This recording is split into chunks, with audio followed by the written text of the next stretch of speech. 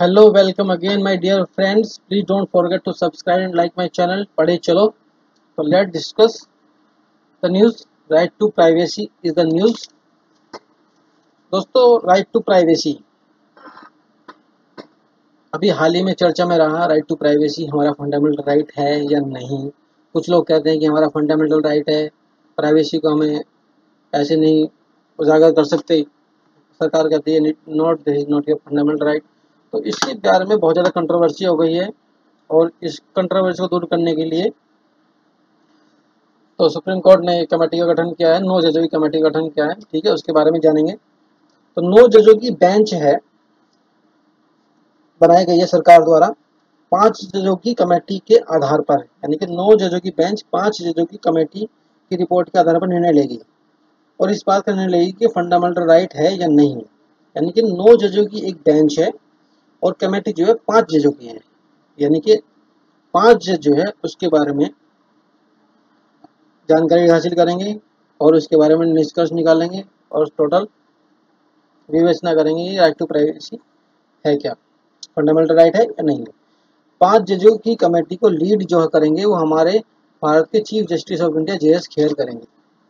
कुछ लोगों ने पेटिशन डाला था कि आधार कार्ड में हमारी बायोमेट्रिक जानकारी की डिटेल्स ली जा रही है जो कि हमारी प्राइवेसी का उल्लंघन है.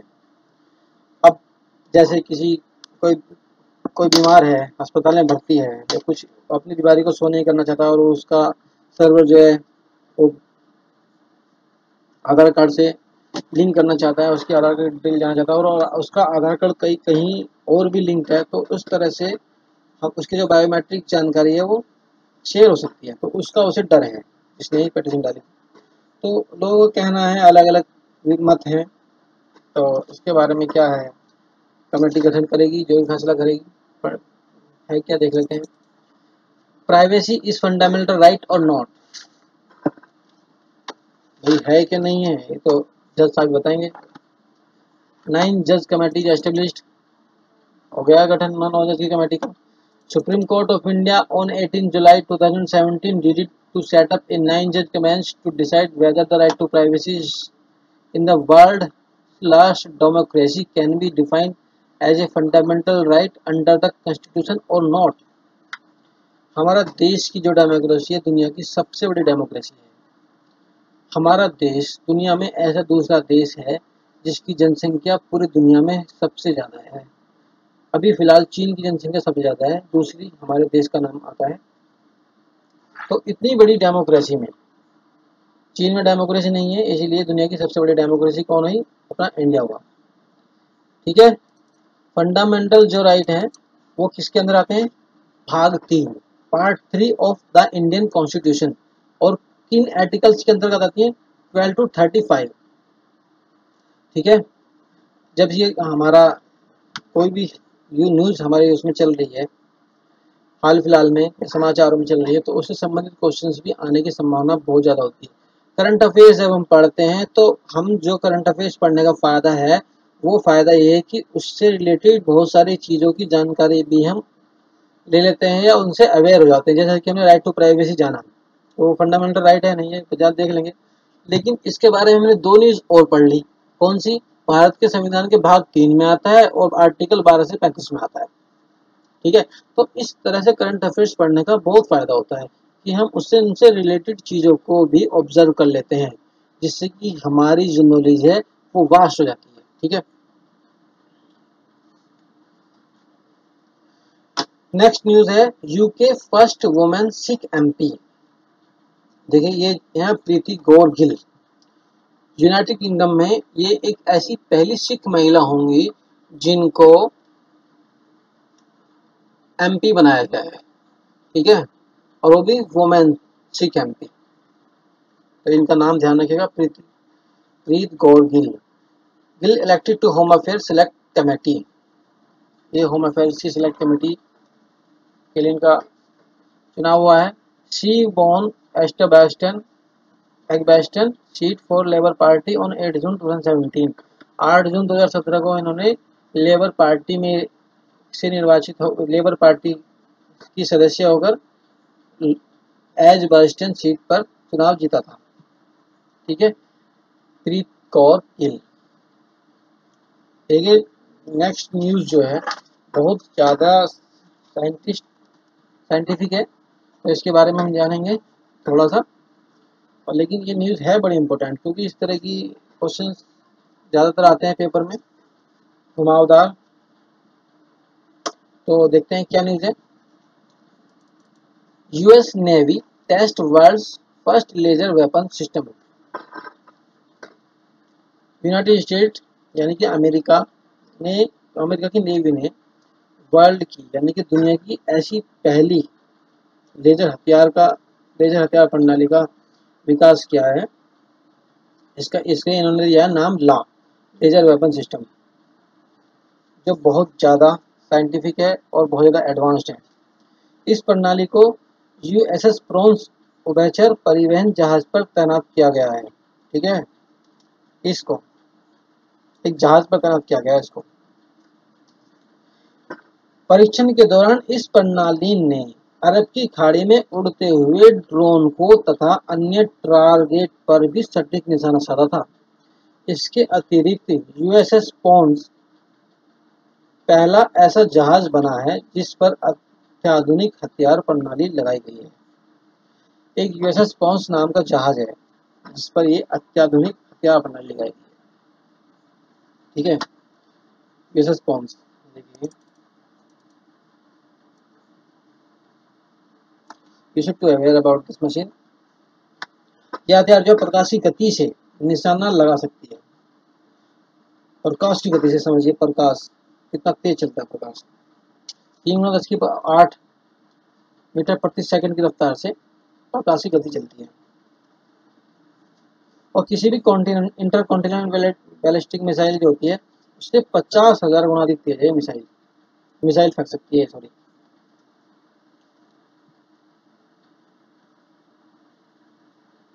सॉरी मिसाइल नहीं फेंकती है, मतलब आक्रमण कर सकती है उतनी गति से। ये लेजर प्रणाली है।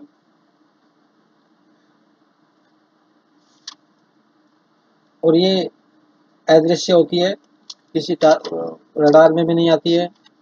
इसके बहुत सारे, और इसकी जो कॉस्ट है वो $40 मिलियन के आसपास है।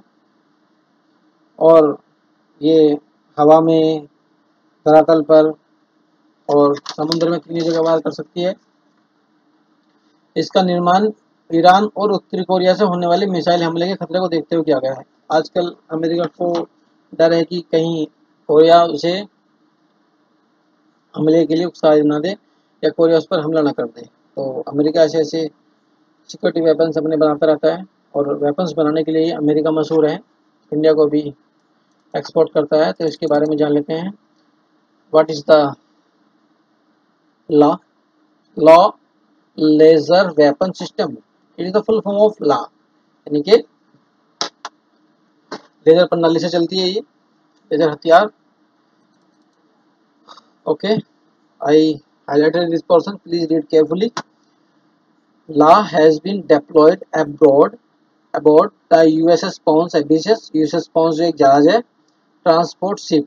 इन the test the system was able to destroy the drone in flight and moving targets in the Persian Gulf. जैसे कि मैंने आपको बताया, बंगाली खाड़ी में बिल्कुल उसने पारस की खाड़ी में उसने बिल्कुल सटीक निशाना लगाया। With the addition, USS Pounds became the first ship in the world to be deployed with such an advanced weapon system। यानी कि ऐसा पहला जहाज बन गया है जिस पर इतनी आधुनिक प्रणाली का हथियार लगाया गया है। The weapons is capable of moving at the speed of light, यानी प्रकाश की गति से चल सकता है, जैसे कि मैंने आपको बताया। और 50,000 किसी भी इंटरकॉन्टिनेंटल मिसाइल के मुकाबले 50,000 गुना अधिक तेजी से वार कर सकती है मिसाइल। सॉरी, फिर दोबारा मिसाइल बोला। ये machine, it operates an individual part of the electromagnetic spectrum so the beam is not visible। ये एक इलेक्ट्रोमैग्नेटिक फील्ड पर काम करती है और इसीलिए दिखाई भी नहीं देती, यानी कि रडार की नज़रों में भी नहीं आएगी और ये दिखाई भी नहीं देगी। इसकी कॉस्ट जो है $40 मिलियन के आसपास है। इसका जो ये टारगेट निशाना कहाँ लगा सकती है? एयरबोर्न, हवा में लगा सकती है, धरती पर लगा सकती है और ग्राउंड बेस पर लगा सकती है। Next news, Telangana government puts cap on weight of school bags. Telangana सरकार ने स्कूल के बैगों का वजन कम किया है, ठीक है, उसके बारे में ही न्यूज़ है। इसका एम क्या है, बच्चों में आजकल भारी बैग होने के कारण उनके शरीर में डिसऑर्डर्स आ रहे हैं, शरीर में कमी आ रही है, उनकी हड्डियों में कमी आ रही है, तो उसको दूर करने के लिए ये तेलंगाना सरकार का कदम है। इसका prevent any resulting physical effect and anxiety disorder in the students. Class 1 से लेकर 10 तक ये वजन कम किया गया है। नर्सरी से लेकर क्लास 1 तक तो केवल होमवर्क दिया जाएगा, होमवर्क भी नहीं दिया जाएगा घर के लिए।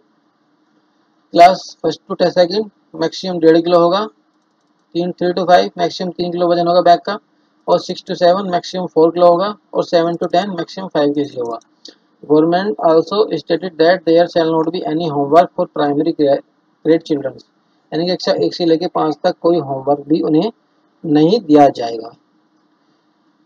देखते हैं, लेकिन इनके विपक्ष में कहने वाले लोगों का कहना है कि इससे लोग बच्चों की पढ़ाई प्रभावित होगी और बहुत सारी चीज़ें इफेक्टेड होंगी, एजुकेशन लेवल घट जाएगा। देखते हैं क्या है, अगर ये इनिशिएट होता है तो बच्चों का स्वास्थ्य का ध्यान रखना भी बहुत ज़्यादा ज़रूरी है। स्वस्थ ही नहीं रहे, बिकॉज हेल्थ इज़ वेल्थ। अगर बच्चे स्वस्थ ही नहीं रहेंगे तो पढ़ेंगे क्या, लेकिन पढ़ाई भी ज़रूरी है। It is a time of competition, तो what will you maintenance, what will be the result, let's see. अब देखिए न्यूज़ है, अगली न्यूज़ है हाइड्रोक्सी क्लोरोक्विन के बारे में। हाइड्रोक्सी क्लोरोक्विन जो है एक दवाई है जो मलेरिया में यूज होती है, और दावा किया गया है कि ये जीका वायरस को रोकथाम में इफेक्टेड है, यानी कि ये जीका वायरस को रोक सकती है। इसका नाम ध्यान रखने की जरूरत है, हाइड्रोक्सी क्लोरोक्विन। देखिए क्या है इसके बारे में जान, मैंने इसके थोड़े इसके नोट्स बनाए हैं, पढ़िए, please read carefully. Commonly used for prevention and treatment of certain types of malaria. साधारणतया तो इसका यूज क्या होता है, मलेरिया की रोकथाम के लिए होता है। ये प्रेगनेंसी में भी सेफ है, हालांकि इसका अभी कोई स्टडी नहीं की है, रिसर्च नहीं की गई कि प्रेगनेंसी में कितनी सेफ है। It is in the news because it can effectively block the Zika virus from crossing the placenta and getting into the photos and damaging it's brain. ये इसलिए न्यूज में रही है क्योंकि जीका वायरस से प्रभावित ये किसी व्यक्ति के पेट में पल रहे बच्चे में नहीं गया, यानी कि उसने रोकथाम की।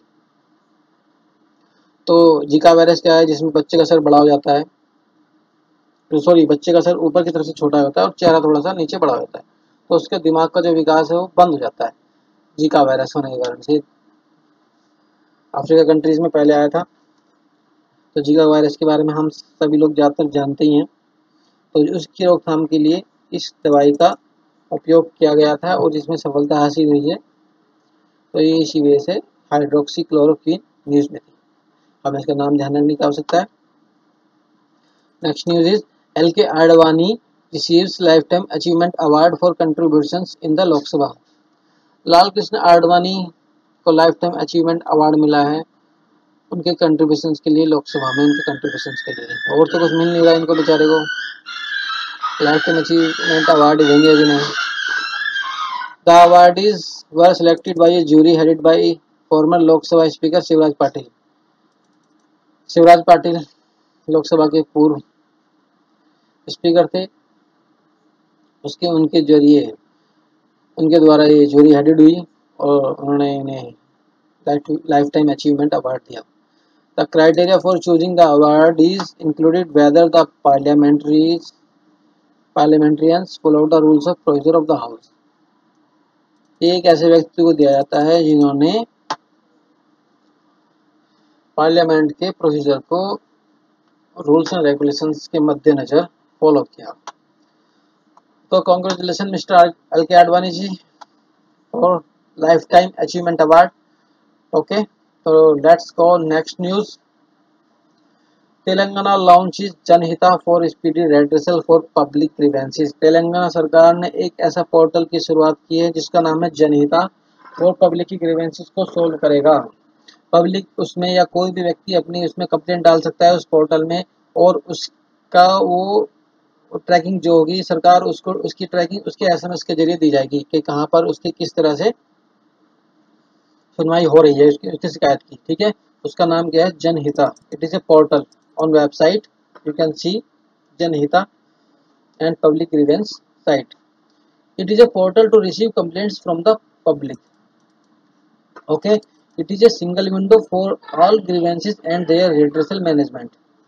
इसका एम क्या है, लोगों को अधिक से अधिक सुविधा मुहैया कराना और उनकी ज़्यादा से ज़्यादा समस्याओं और कंप्लेंट्स को दूर करना ऑनलाइन ही, ताकि उन्हें दूर दूर ऑफिस में जाना ना जाना पड़े, उनकी समस्या होगी ऑनलाइन ही सुनवाई हो सके, और उन्हें मैसेज के जरिए उनकी सुनवाई या उनकी समस्या की जो उन्होंने एप्लीकेशन दी है या कंप्लेंट की है ट्रैकिंग मिल सके। ठीक है, the public can also apply for various welfare schemes through the facility. और जो कोई भी व्यक्ति इस पोर्टल के जरिए किसी भी स्कीम के बारे में जान सकता है। तो it's a good initiate taken by Telangana government.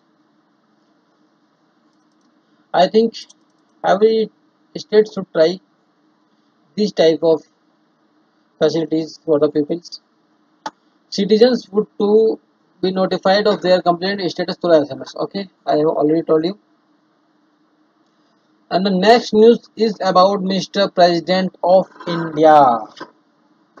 आप सभी जानते हैं mister Ramnath Kovind has been elected as the 14th president of India. Bharat के प्रथम नागरिक, the first citizen of India is the president. Bharat के प्रथम नागरिक होते हैं राष्ट्रपति, बहुत ही सम्मान्य पद है ये। रामनाथ कोविंद जो थे बिहार के, मैं इनके बारे में बता दूं, अभी हाल ही में ये बिहार के राज्यपाल थे और उत्तर प्रदेश के कानपुर जिले से संबंधित हैं, और उत्तर प्रदेश के पहले राष्ट्रपति हैं। उत्तर प्रदेश ने प्रधानमंत्री तो बहुत दिए हैं, लेकिन ये उत्तर प्रदेश से पहले निर्वाचित राष्ट्रपति हैं। इन्होंने इनके खिलाफ जो खड़ी हुई थी मिस मीरा कुमार, जो बाबू जगजीवन राम की पुत्री हैं, उनके खिलाफ रामनाथ कोविंद जी के खिलाफ लड़ी थी, लेकिन दुर्भाग्यवश हार गई। कोई बात नहीं, इनको 1086 वोट मिले और इनकी वैल्यू वेट्स कुछ ज़्यादा थी मिस्टर रामनाथ कोविंद जी की। करीब मिस्टर रामनाथ कोविंद जी को 65% वोट मिले और 99% लोगों ने वोट किया। और इनमें वोट कौन करता है, Lok Sabha, Rajya Sabha, legislative assembly and उनके elected members, elected not nominated. ठीक है, mister Kovind got 65 marks more votes than Meera Kumar and 7,02,044 value votes and 5.65 were total votes। यानी कि टोटल वोट्स का उन्होंने 65.65% प्राप्त किया और मीरा कुमार से 65% वोट ज्यादा ली। देखिए 65.65, 65.65 और 65% में थोड़ा डिफरेंस है। टोटल वोट्स का उन्हें 65.65% मिला और मीरा कुमार से अधिक मिला 65%। और उनकी वोट की वैल्यू कितनी थी, 7,02,044। मीरा कुमार को मिली वैल्यू वोट 3,67,314 और उन्हें टोटल वोट का 34% मिला। ठीक है, 99% हुआ था वोटिंग। After the time of his nomination as presidential candidate, Ram Nath Kovind was serving Bihar as its governor. उनका जन्म 1 अक्टूबर 1945 को पारोक गांव में हुआ था, कानपुर में। वो he is the only person who is elected president from Uttar Pradesh. I have already tell you. Meira Kumar former deputy prime minister, freedom fighter and social cricketer Babu Jagjeevan Ram was the first woman speaker in the Lok Sabha. She is also the second Dalit leader to become speaker after GMC Bajogi. Bharat की पहली महिला दलित speaker of the Lok Sabha थी। उनसे पहले जो दलित थे वो पुरुष थे, जीएमसी बाजोगी। और मीरा कुमार कभी उप प्रधानमंत्री रहे बाबू जगजीवन राम की पत्नी थी। और बाबू जगजीवन राम करीब 25 वर्ष तक उन्होंने सांसद का पद संभाला था। ओके, अब देखिए प्रेसिडेंट का जो वोट की कैलकुलेशन होती है वो किस तरह से होती है, इसका फॉर्मूला होता है। एक एमएलए की वोट क्या होती है, एक एमएलए की वोट की वैल्यू क्या होती है, टोटल स्टेट की population by 100 times total number of elected MLAs, यानी कि टोटल स्टेट की पॉपुलेशन मान लिया 10 लाख है, ठीक है, और 1000 गुना और टोटल नंबर कितने हैं 1000, तो उससे क्या निकल पाएगी, उसकी एक एमएलए की वैल्यू निकल जाएगी, वोट की वैल्यू, एन एमएलए, एक एमएलए की वोट की वैल्यू निकल जाएगी इस फॉर्मूले से। और एमपी के वोट की वैल्यू कैसे निकलेगी, टोटल वैल्यूज ऑफ एमएलए, यानी कि इस यहाँ से हमने एमएलए की वोट, यहाँ से हमने एमएलए की वैल्यू निकाली और इसे रखेंगे कहाँ पर रखेंगे, यहाँ पर total value of votes of MLA of all state, यानी कि 29 के 29 राज्यों की हम यहाँ पर उनकी वैल्यू रख देंगे, और total number of elected MPs, यानी कि इलेक्टेड एमपीज की रख देंगे लोकसभा और राज्यसभा की, उससे एक एमपी की वैल्यू निकल जाएगी, ठीक है। The election is held through the system of proportional representation by means of single transferable vote while secret ballot. Elections जो होता है एक प्रोपोर्शनल रिप्रेजेंटेशन होता है, मतलब एक सिंगल ट्रांसफरेबल वोट होते हैं, जैसे कि एक उन्हें पर्चा दे दिया जाएगा वोटर को, उसमें first number, second number, third number, fourth number, इस तरह से नंबर दिए हुए होते हैं और उन नंबर्स पर टिक करना होता है। पिछली बार राष्ट्रपति के चुनाव में क्या हुआ था, सन 2012 में जब हमारे प्रणब मुखर्जी जी राष्ट्रपति बने थे, तो उस टाइम उनके खिलाफ जो थे वो एनडी के उम्मीदवार थे, जिनका भी हाल ही में निधन हो गया और नाम मुझे ध्यान नहीं आ रहा। तो मुलायम सिंह यादव जी ने एनडी के उम्मीदवार को वोट कर दिया था गलती से, और उन्होंने क्या फिर बाद में निर्वाचन आयोग को उन्होंने बताया कि मैंने गलती से उसको प्रेफरेंस दी है फर्स्ट नंबर की, जबकि मुझे उनको सेकंड नंबर की प्रेफरेंस देनी थी, तो निर्वाचन आयोग ने उनका वोट निरस्त कर दिया था। इस तरह से केवल मैंने इसलिए बताया आपको ये कि इन्हें काउंटिंग की जाती है, first priority, second priority, third priority, 1 2 3 number दिए जाते हैं, उसमें आपको प्रायोरिटी दी जाती है कि आपको पहले फर्स्ट नंबर पे कौन देखना चाहते हैं, सेकंड पे कौन और थर्ड पे कौन, उसे ही बोलते हैं हम सिंगल ट्रांसफरेबल वोट। और उसमें जो फर्स्ट नंबर जिसके सबसे ज़्यादा होते हैं वो राष्ट्रपति चुनाव के हकदार हो जाते हैं जीतने के। Supreme Court will look into all dispute related to presidential election, जितने भी विवाद होंगे प्रेसिडेंशियल इलेक्शन में उसके मैटर में कौन देगा, केवल सुप्रीम कोर्ट देगा। Doctor Rajendra Prasad was the only person who served 2 tenures in the office, doctor Rajendra Prasad ही ऐसे व्यक्ति थे जिन्होंने 2 बार राष्ट्रपति पद संभाला। Neelam Sanjiva Reddy was the only person who elected unanimously, Neelam Sanjiva Reddy जो थे उनका चुनाव निर्विरोध हुआ था, यानी उनके सामने कोई अपोनेंट्स खड़ा नहीं हुआ था। V V Giri was the only person who was elected as an independent candidate in 1969, V V Giri एक ऐसे व्यक्ति थे जो बिना किसी पार्टी के चुनाव लड़े थे और जीते भी थे, यानी कि किसी पार्टी से संबंधित नहीं थे, इन्हें बोलते हैं इंडिपेंडेंट कैंडिडेट। और संजय कटोरी जो हैं ये प्रेसिडेंट के जो अभी हमारे हाल ही में नियुक्त हुए हैं मिस्टर रामनाथ कोविंद जी, उनके सेक्रेटरी नियुक्त हुए हैं मिस्टर संजय कटोरी। तो आपको ये ध्यान रखना है जो भाई आपको मैंने बताया कि उनके बारे में जो डिस्कस है, मैं अभी इस वीडियो के बाद ये नोट्स भी अपलोड कर दूंगा, पढ़े चलो, यूट्यूब चैनल के नीचे आपको लिंक दे दूंगा, वहाँ से आप इसे डाउनलोड कर सकते हैं, ठीक है। तो दोस्तों अगली जो न्यूज़ है वो है प्रधानमंत्री व्यय वंदना योजना। ये 60 साल से जिस व्यक्ति ने उम्र क्रॉस की है उसके लिए ये योजना चलाई गई है, व्यय वंदना योजना।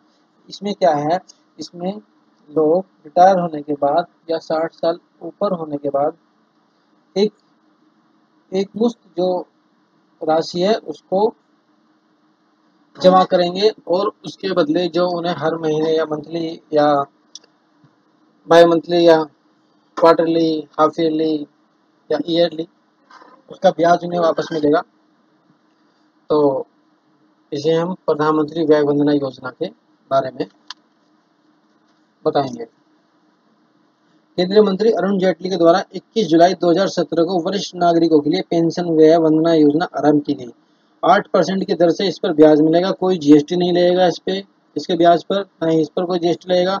भारत सरकार द्वारा प्रोषित एक पेंशन योजना है। इसे 60 वर्ष या इससे अधिक की आयु के नागरिक को ध्यान में रखकर बनाया गया है। ये सीमित समय के लिए है, ओनली फॉर 10 ईयर्स। योजना के तहत न्यूनतम पेंशन योजना 12,000 रुपये वार्षिक अर्थात 1,000 रुपये महीना मिलेगी, जिसके लिए एक मुश्त 1,44,578 करीब 1.5 लाख रुपए आपको जमा करने होंगे। पॉलिसी खरीदी जा सकती है और ये LIC से संबंधित होगी, लाइफ इंश्योरेंस कॉर्पोरेशन से संबंधित होगी।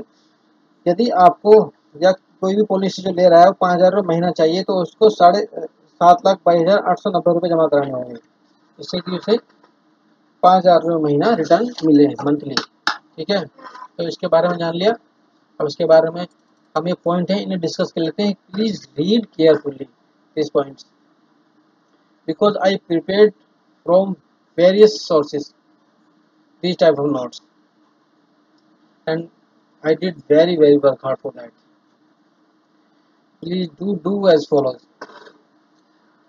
प्रधानमंत्री व्यय Vandana Yojana is a pension scheme announced by the Union Government exclusively for the senior citizens aged 60 years and above. The scheme is available for 4 May 2017 to 3 May 2018. की highlights क्या है? The scheme provided an assured return of 8% per annum and is payable monthly for 10 years. Okay, 8% का इसमें ब्याज मिलेगा और 10 साल के लिए। Interest which will come in installment monthly, quarterly, half yearly, yearly is exempted from GST, यानी GST नहीं लगेगा। Minimum pension will be 1,000 per month or 12,000 annually.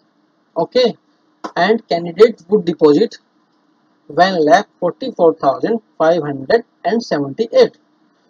If the candidate want to 5,000 monthly pension, he would deposit 7,22,890 rupees in a single installment. यानी कि आपको एक मुश्त इतनी राशि जमा करनी पड़ेगी यदि आप 5,000 रुपये महीना रिटर्न चाहते हैं तो।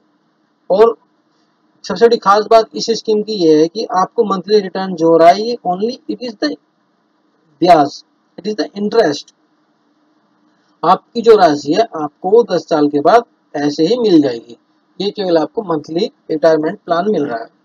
ओके, इसका LIC से कोलैबोरेशन है। Next step, it allows for premature exit for treatment of any critical illness or self of spouse, यानी कि आप इससे पहले भी छोड़ सकते हैं 10 साल पहले भी, लेकिन यदि कोई मेडिकल इमरजेंसी होती है तो उसका 98% सरकार आपको दे देगी। यानी कि जो आप उससे पहले ले चुके मंथली वो तो ले चुके हैं, लेकिन अगर आप इसको बीच में छोड़ना चाहते हैं मेडिकल इमरजेंसी के कारण तो आपको टोटल अमाउंट का 98% गवर्नमेंट वापस कर देगी। यदि आप सुसाइड करते हैं तो it will not be refunded. Okay, तो ये हो गया प्रधानमंत्री व्यय वंदना योजना के बारे में। नेक्स्ट न्यूज इज आजीविका ग्रामीण एक्सप्रेस योजना for poors, interest free loans on e rickshaws, 3 wheelers. आजीविका ग्रामीण एक्सप्रेस योजना गरीबों के लिए बनाई गई है। एक ऐसी स्कीम है जिसपे एक लोन मिलेगा ई रिक्शा चलाने के लिए और 3 व्हीलर चलाने के लिए। लोगों को जीवन यापन करने के लिए ये फैसिलिटी मुहैया कराई जा रही है जिस पर कोई इंटरेस्ट नहीं लिया जाएगा। ये मिनिस्ट्री ऑफ रूरल डेवलपमेंट द्वारा जारी की गई है। B launch by ministry of rural development.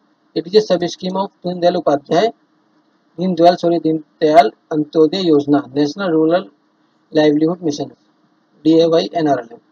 ये दीनदयाल अंत्योदय योजना की सब स्कीम है। The SAM scheme will provide safe, affordable and community-monitored rural transport services like e-rickshaws, 3 and 4-wheelers, motorized transport vehicles to connect remote villages with key services and amenities including access to market, education and health for the overall economic development of the area। यानी कि rural area में ऐसी बहुत सी जगह है जहाँ पर connectivity नहीं है, उस कनेक्टिविटी को ठीक करने के लिए, यानी कि जो रूरल एरिया में ज़्यादा से ज़्यादा लोगों का कनेक्शन हो या उनका सुविधाओं तक पहुँच हो, उसके लिए ये योजना बनाई गई है ताकि वो किसी सुविधा से वंचित ना रहे और उनका सुविधाओं तक कनेक्शन तेज़ी से हो। इसलिए ये इंटरेस्ट फ्री ये फैसिलिटी दी जा रही है पुअर्स को। द आजीविका ग्रामीण एक्सप्रेस योजना will be implemented in 250 blocks, 250 ब्लॉकों में होगी इंडिया में, एक pilot on India on A pilot basis for a period of 3 years from 2017 to 17 to 18 to 19-20। 2017-18 से लेकर 19-20 तक के लिए एक पायलट बेसिस योजना है, इसका नाम है आजीविका ग्रामीण एक्सप्रेस योजना। इससे दोनों लोगों को फायदा होगा, लोगों की आजीविका भी चलेगी और उनकी कनेक्टिविटी भी सुचारू रूप से चालू होगी, यानी कि उनकी कनेक्टिविटी अच्छी हो जाएगी किसी भी फैसिलिटीज को या कहीं पर भी पहुंच के लिए। ठीक है दोस्तों, ये थी पूरे सप्ताह भर की न्यूज़, 27 न्यूज़, इंपॉर्टेंट न्यूज़ थी ये। अगर आपको वीडियो पसंद अच्छी लगे तो लाइक और सब्सक्राइब जरूर कर देना, लेकिन इनको एक बार इस वीडियो को देखने के बाद आप इसके नोट्स पढ़ जरूर लेना, इससे बाहर कुछ नहीं आएगा, I guarantee, because these news are very valuable news and very important news। जो सीरियस एस्पिरेंट्स हैं वो डेफिनेटली इस चैनल को फॉलो करेंगे, डेफिनेटली इस न्यूज़ को देखेंगे और आगे आप लोगों की मर्जी है, बाकी मैं तो वीडियो डालते ही रहूँगा। ठीक है दोस्तों, thank you so much for watching my video.